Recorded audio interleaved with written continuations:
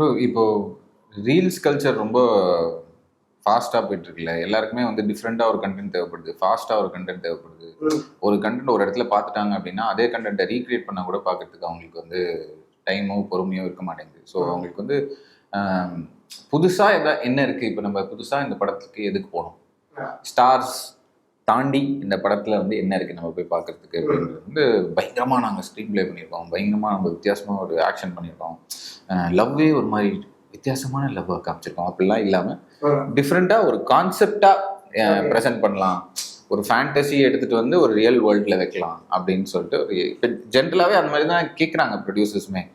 இப்போ ஒரு love story வருதுனாலுமே இதில் என்ன கான்ஃப்ளிக்ட் புதுசாக இருக்குது இந்த லவ் ஸ்டோரியில், நிறைய பிரிஞ்சு போகிறாங்க, திரும்ப சேர்றாங்க, அந்த மாதிரி நிறைய அதில் என்ன டிஃப்ரெண்ட்டாக ஒரு கான்ஃப்ளிக்ட் இருக்குது. லவ் ஸ்டோரினா என்ன டிஃப்ரெண்ட்டாக ஒரு ஆக்ஷன் இருக்குன்னா, எது ஒரு மர்டர் மிஸ்ட்ரி இருக்குன்னா கொலை பண்ணிட்டாங்க, பட் ஆனால் வந்து அது இவன் தான் கொலை பண்ணானான்னு கண்டுபிடிக்கிறது தான் கதைன்னா அது போர் தான் அடிக்கும். அதை எப்படி பண்ண தாண்டி ஏதோ ஒன்று அது டாப் ஆஃப் த மைண்டில் வரதுனால ஸோ டிஃப்ரெண்ட்டாக இருக்கணுன்றதுல ரொம்ப தெளிவாக இருந்தேன் நான். ஒரு ஒரு ஒரு ஸ்டாம்ப் ஒன்று பதிக்கணும், நம்ம தான் இனிமேல் வந்தால் இப்படி நான் அப்படின்லாம் இல்லாமல் ஒரு எக்ஸ்பீரியன்ஸாக ஒரு டிஃப்ரெண்ட்டாக இருக்கணும்.